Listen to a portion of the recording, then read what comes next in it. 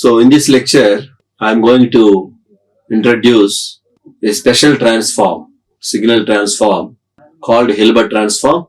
It is not like any other transform like Laplace transform or Fourier transform.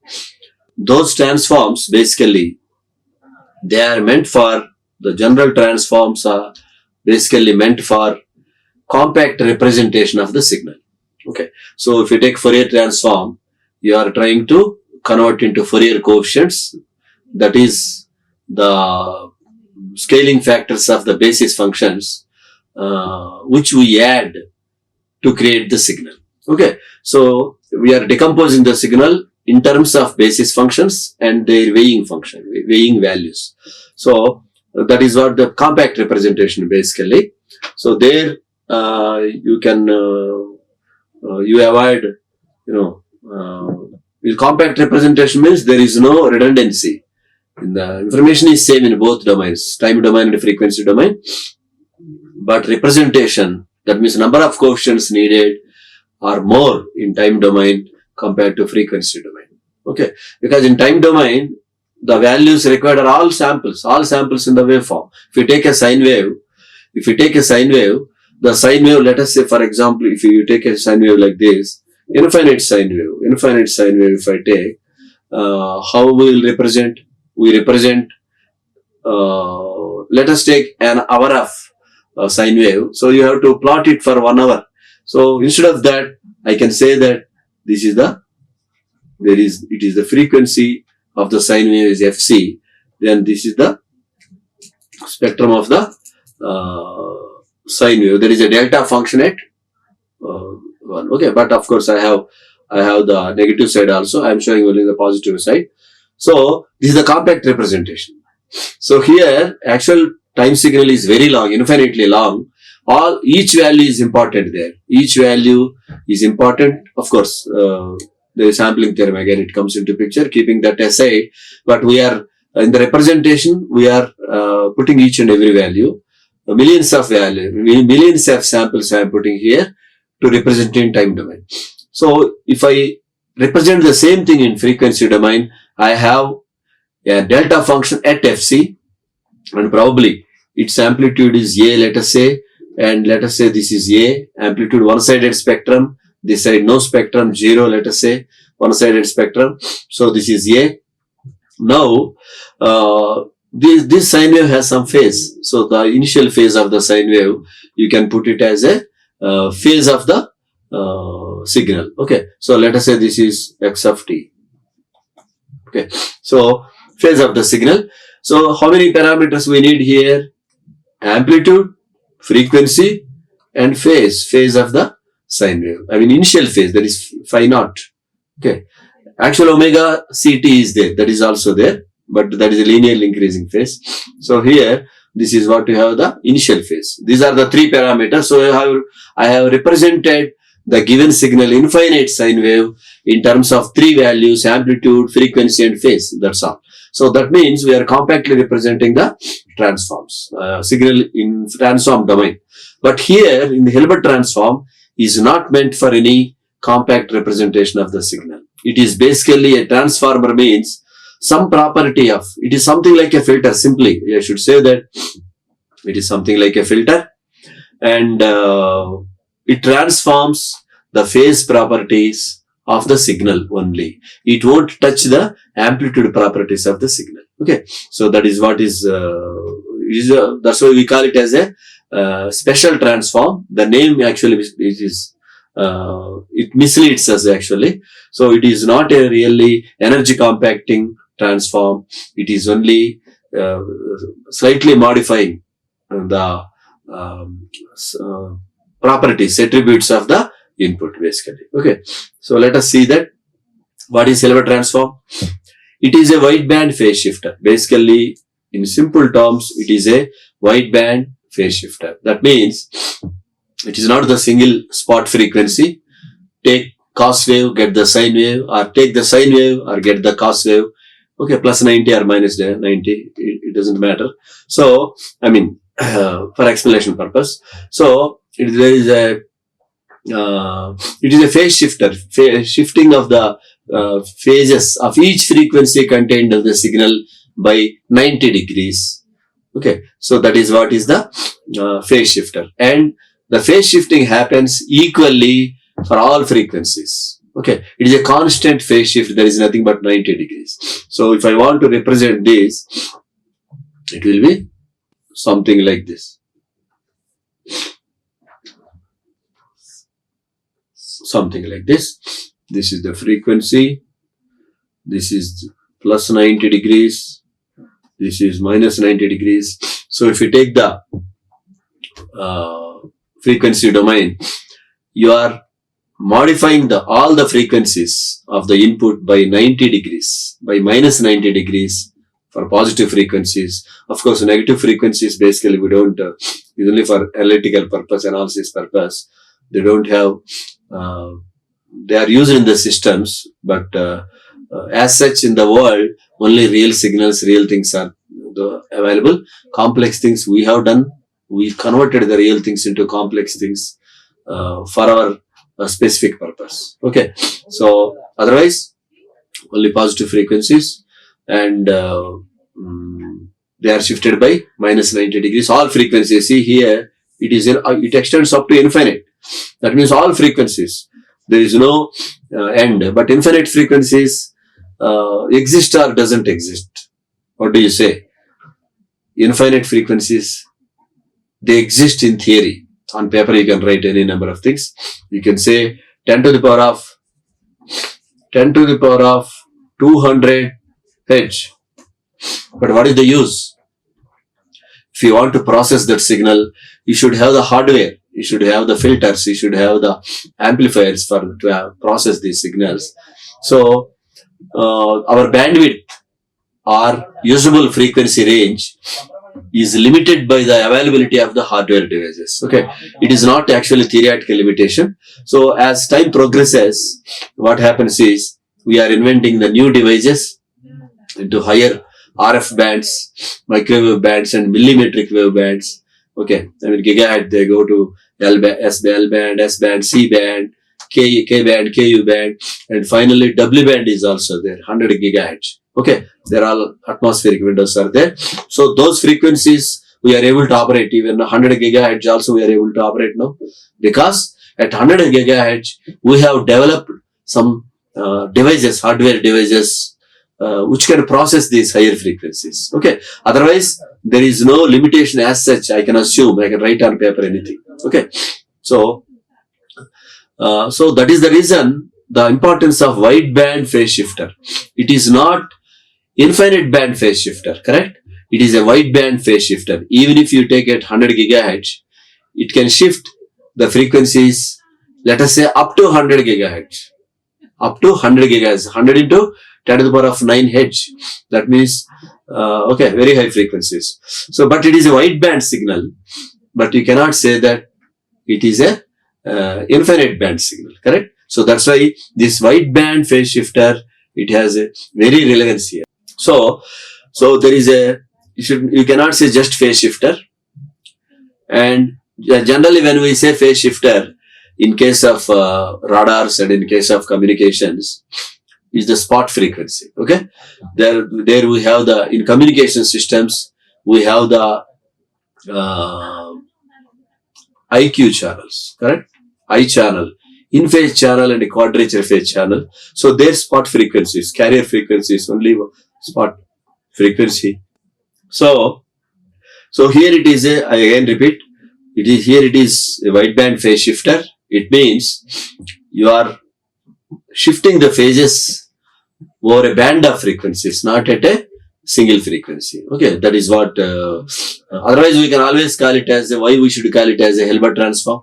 We already have so many words to use, that is phase shifter, simple phase shifter is enough. Okay, so because it is over a band of frequencies, we are changing the phases of the signal, phases of the frequency content of the signal, then the Hilbert transform comes into picture. Okay, so that is all about it.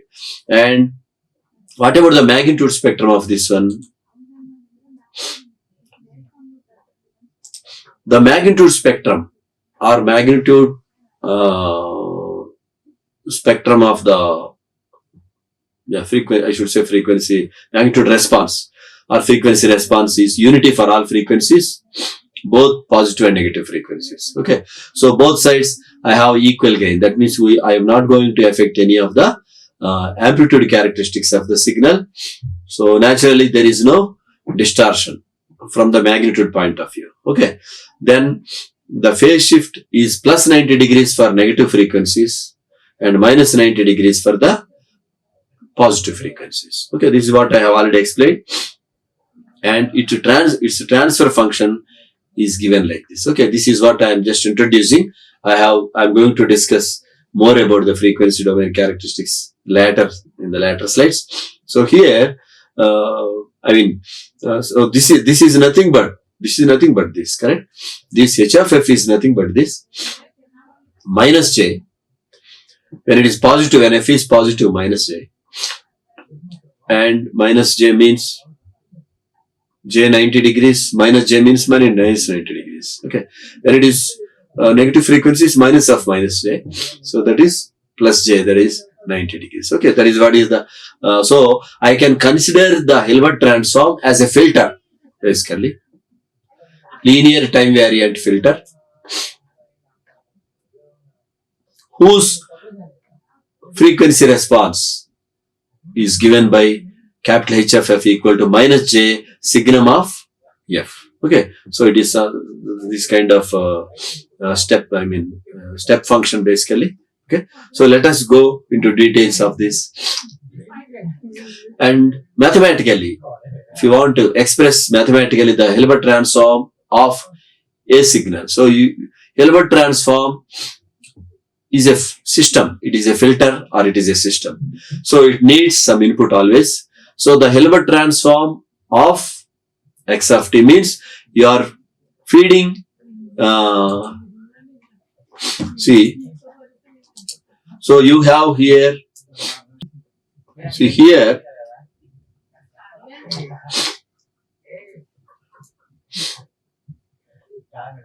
so let me use this pen. So here I have a system. That system frequency response is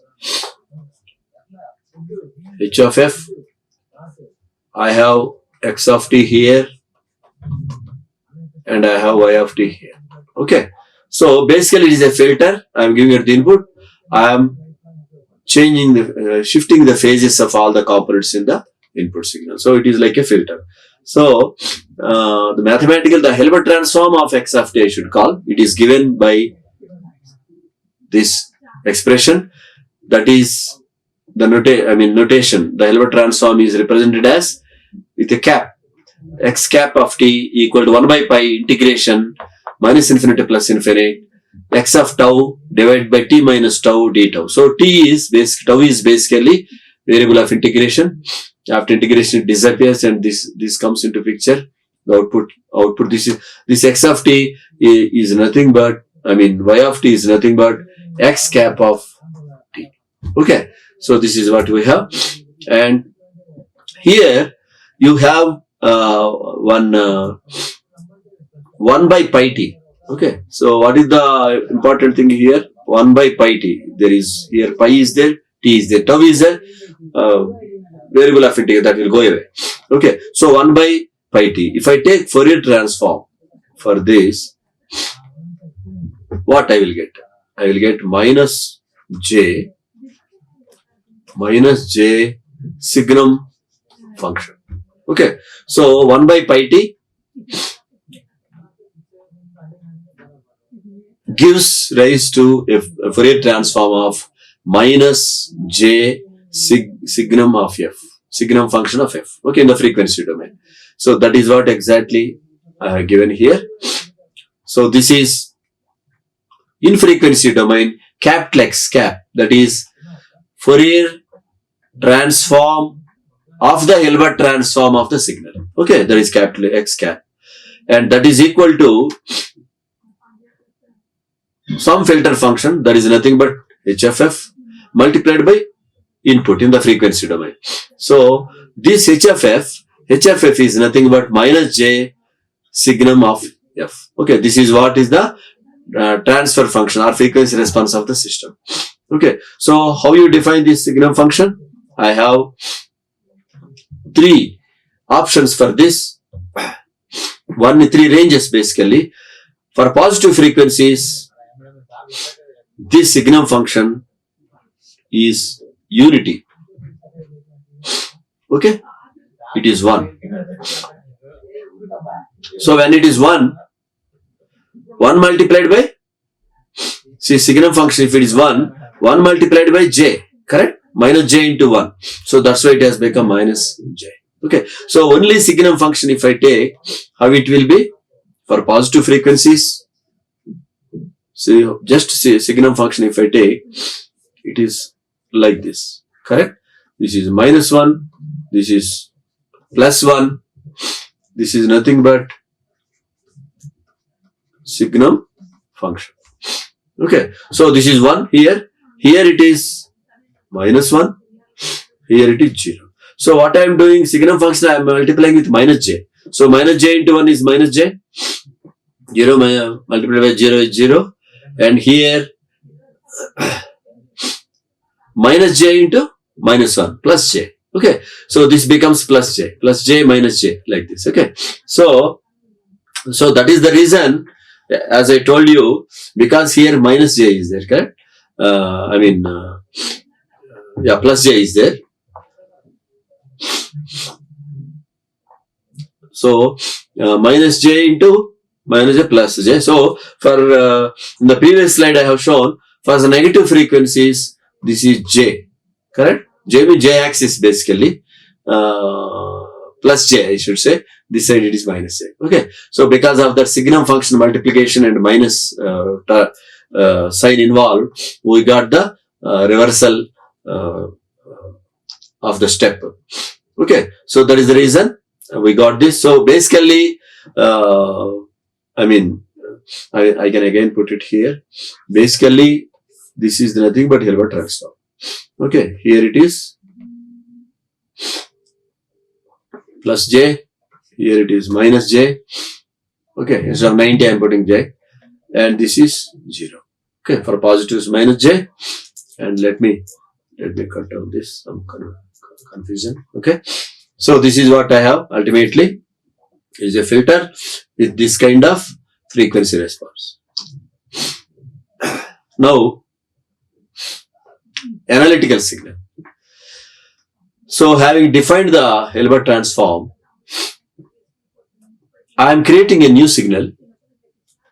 I call it as the analytical signal. X of t is the real part. That means it is the real signal, real world signal which exists in the real world. Okay. But this, I am creating a copy of this one by slightly modifying the phase properties. Okay, 90 degrees phase shifts. I am creating another copy of this with different phase characteristics. Now I am representing this as a complex number. Complex function is a function of t, and this is also a function of t. A complex function, I am calling this as x tilde of t. Okay. So this is what I am defining, an artificial thing for my purpose, for my analysis purpose. And it is our creation. Actually, x of t only exists in the real world. This and this both are created out of this. So what is this one? This is, I am calling this as analytical signal. And I should say analytical signal is some kind of mathematical signal, which mathematicians and engineers are interested in. And of course, we have the practical implementations also. On engineering side, we also have the practical implementation in terms of IQ channels in the communication systems and radar systems. Okay, so we have that. Okay. So now it has IQ implementation has some advantages because it has improves the signal to noise ratio of the output by 3 dB. So that is what you have. And this is the analytical signal. I explained you the practical importance of this one. And let us see the analytical signal in the frequency domain. What happens in the frequency domain? So in frequency domain, because there are two signals here, and here, because Fourier transform is additive, it is a linear system. So there are two parts here. These two parts are separately we can compute the transform. So after, finally we get, okay, we are not going to derive any equation there. So here capital X tilde, that is the frequency domain of the, frequency spectrum of the analytical signal. Frequency spectrum of the analytical signal equal to frequency spectrum of the original real signal plus J frequency spectrum of the Hilbert transform of the signal. Okay, so that is what we have. So this is why I am substituting here. This is as it is, and here I am substituting for this one. Okay, so this is because this is nothing but h of f, correct? H of f multiplied by x of f, capital X of f. So these two put together, it is the capital X cap. This we have seen already. So after substitution, I have j minus j square, j multiplied by minus j. Then minus j square. J square is minus 1. Minus plus. So I get, finally, I get this kind of thing. Okay, this j is not there, sorry. So this is unnecessary here. This j has disappeared now. J square minus 1. J square minus 1 minus 1. Okay, so it got, it has become plus. So now leftover thing is only these things. So this has multiple ranges for in its definition. Okay, so if f is positive, what happens to this quantity? If f is 0, what happens to this quantity? So in the three ways we have to define for this also. So let us take f equal to 0. When f equal to 0, what is the signum function? It is equal to 1. Okay, signum function. So it is equal to plus 1. So x of f plus x of x. That's why I got 2x of f. Then f equal to 0.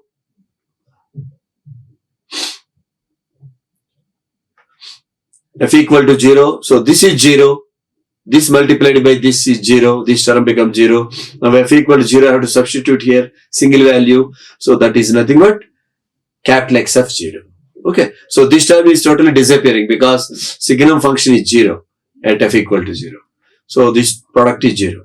Now at less than f, less than 0. If f is negative frequency, that is less than 0, then what happens? This becomes minus 1. So x of f minus x of f. So x of x and x of x get cancelled. I'm left over with 0. So what it means is, if the real signal has certain, let us, I can put the in terms of diagram.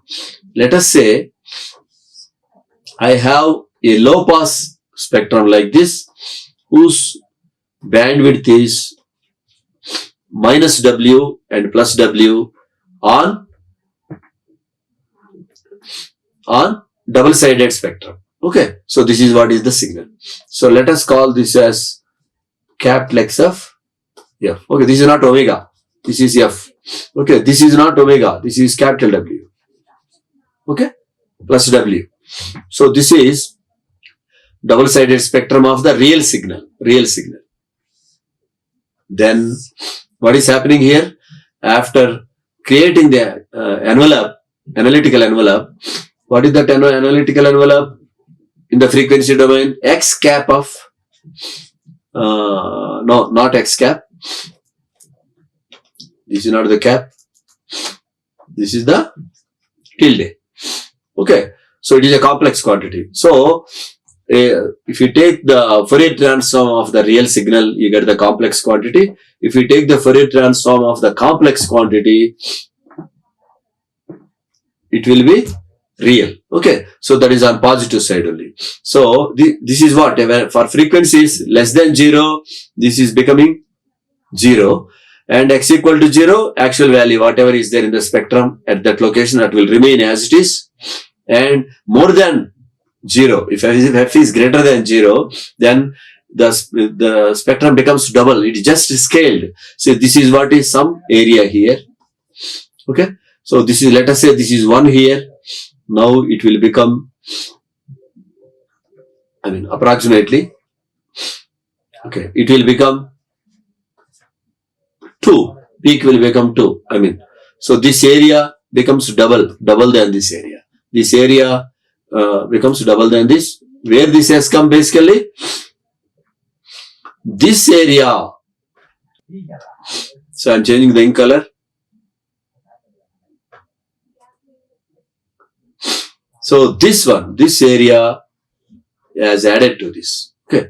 Along with this area, negative side area and this positive side area, both are added here. Okay. That means it is only the representation convenience and to change between the complex domain and the real domain. Okay. So this is one convenient way.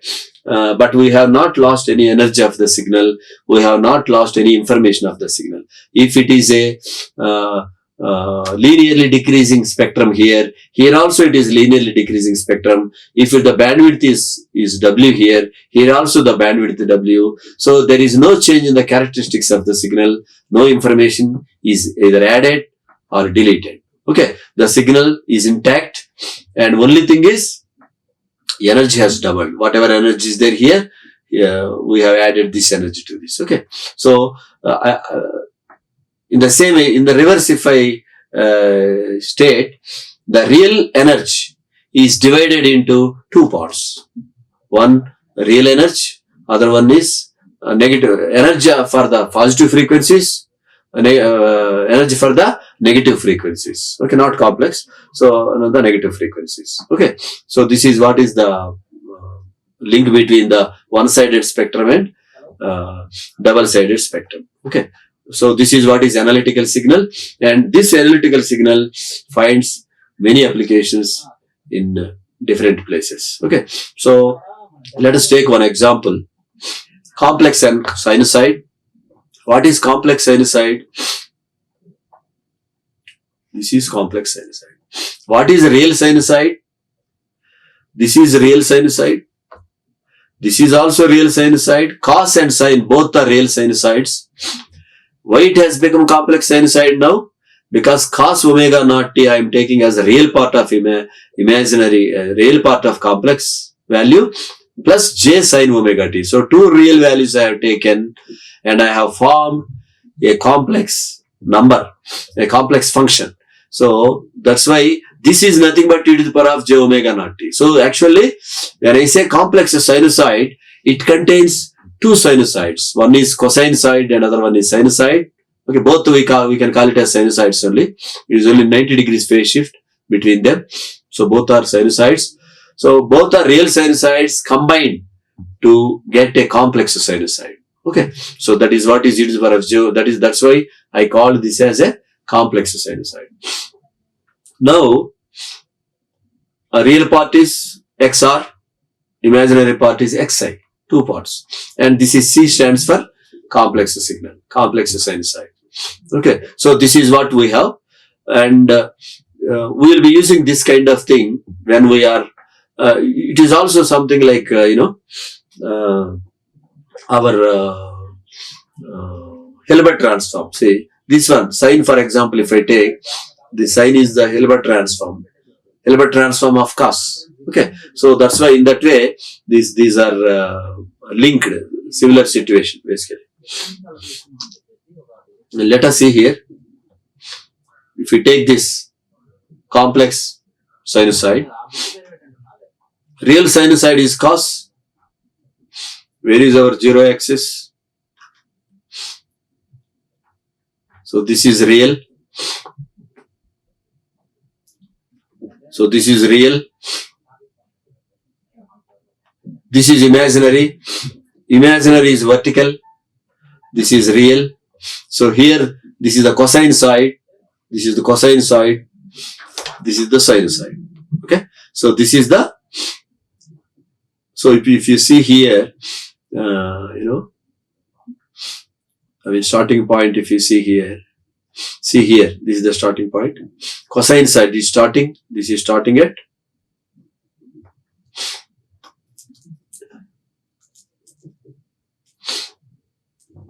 So let me come back to laser pointer.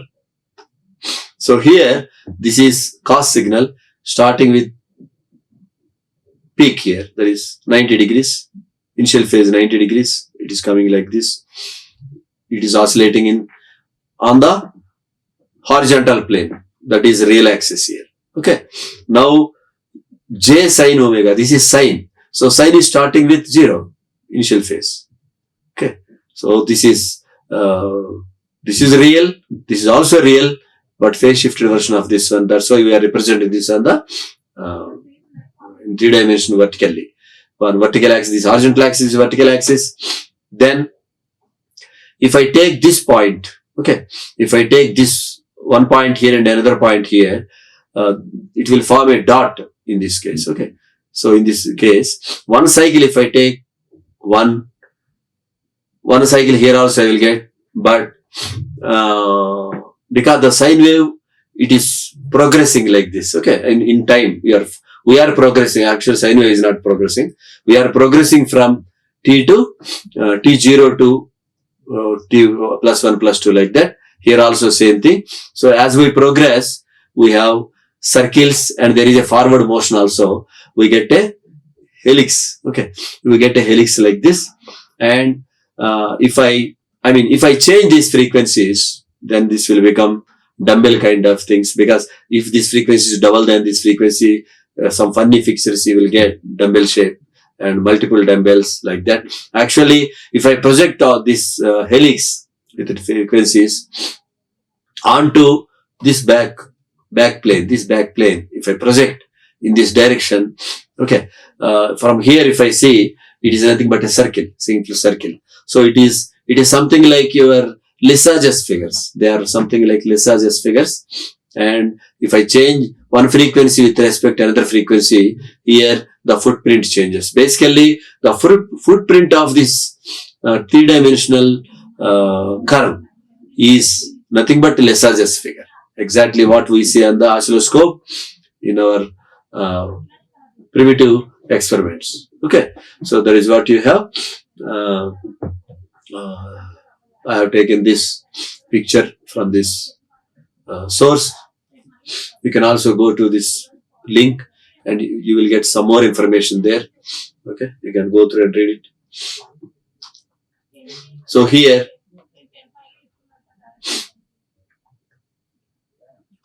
cos. Okay, one cos. So this is cos. This is cos function. Cos function. How you represent the cos?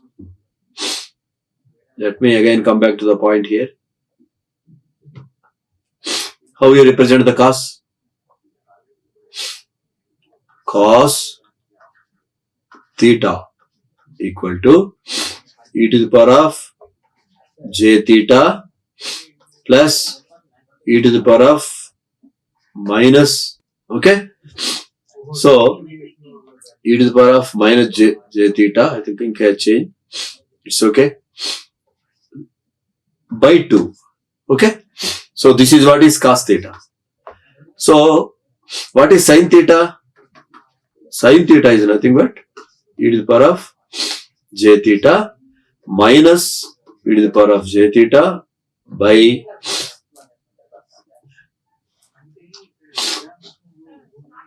by 2j.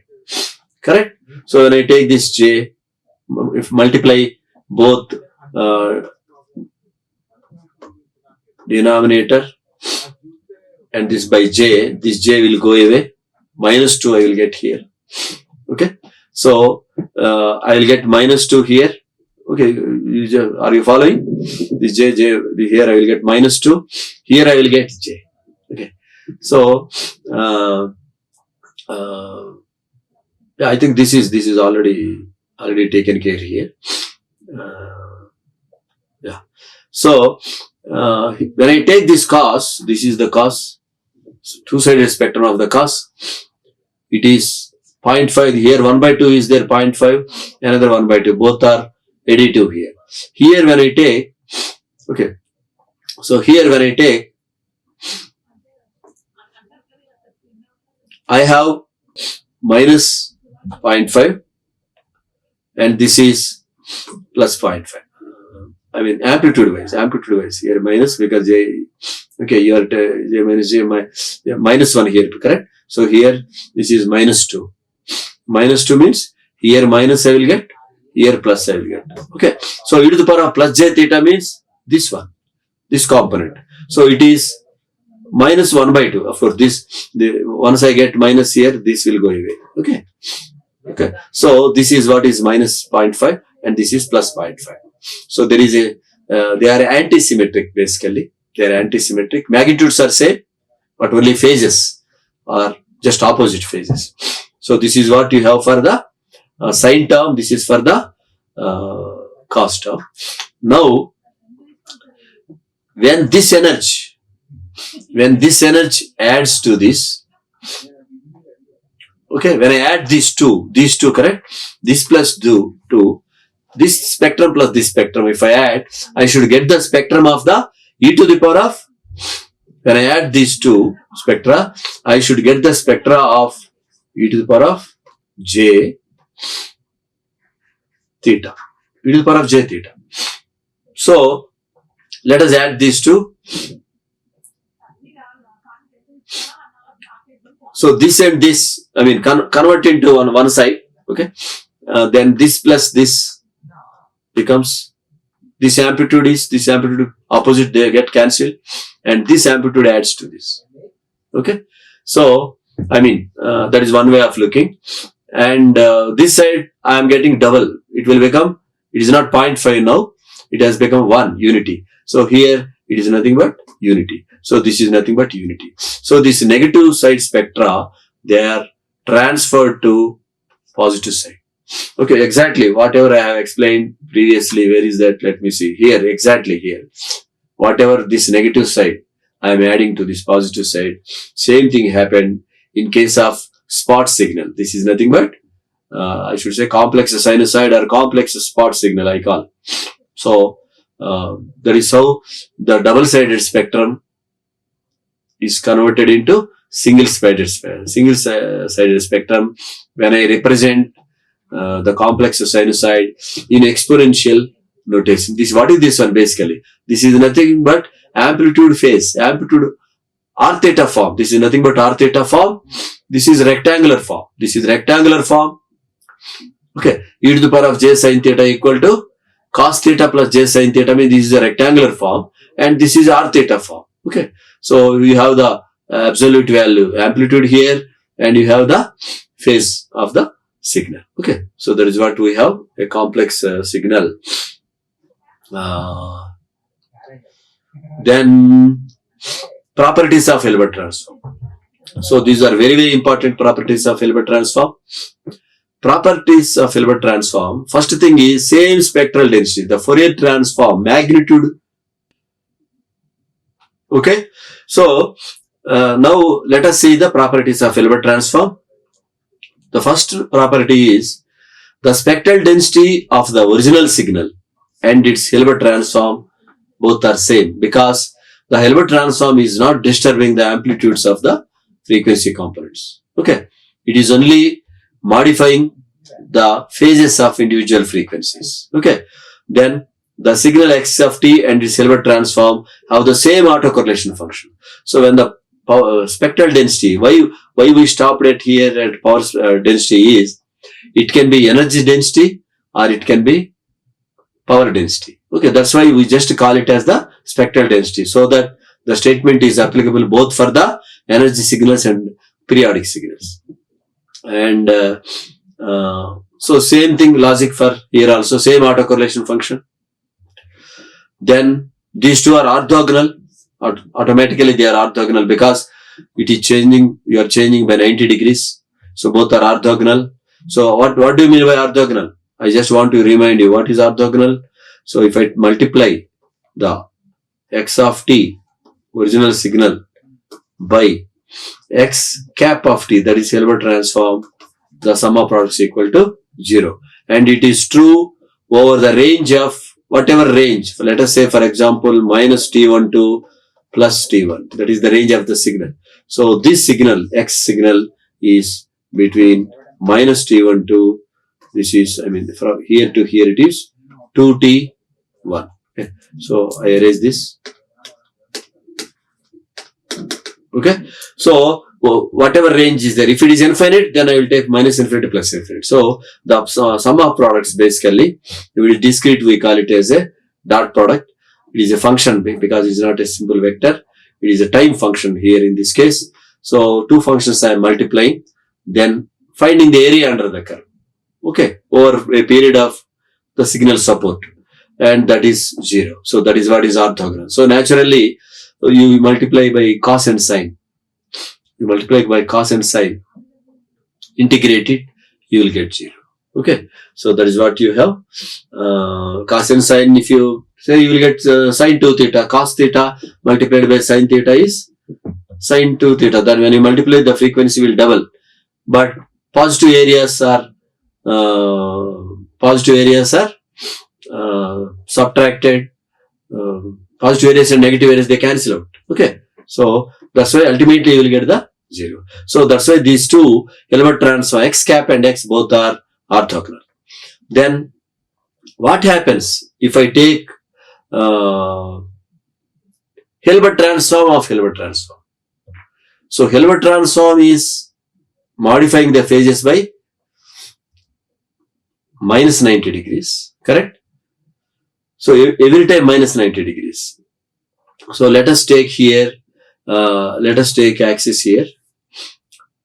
Some signal has, 0 phase, let us say. So this 0 phase in the minus direction 90 degrees. So this will, the phase will move like this. Okay. Again I am taking, see here, I will read this sentence again, then I will come back. If x cap is the Hilbert transform of x of t is the original signal, Hilbert transform is x cap of t. Then I am applying the Hilbert transform on this. That means basically I want x cap, double cap. So in this case, this is nothing but minus x of t, because first time when I take minus positive frequencies, only I am considering. So I am putting minus j, minus 90 degrees. Again on this I am taking again another shift to minus 90 degrees. So it goes to minus 180 degrees here. It is 180 degrees. Okay, minus 90, minus 90, 180. And this is 0. So minus 180, of course, minus 180 and plus 180 both are same. So that is what you have. And this is minus 90. Another Hilbert transform, again minus 90. I will get minus 180 and both are same, plus or minus 180. So that is the reason I have minus of x of t. So minus means 180 degrees phase shift for that. Okay, so these are the important properties of Hilbert transform. In the next class, I am going to present the band pass signal and narrow band signal and applications of Hilbert transform, and I would be presenting some simulations, results using the MATLAB on the same topic. Okay, so I will stop it here. Thank you. Like, share and subscribe. Hit the bell icon for more updates.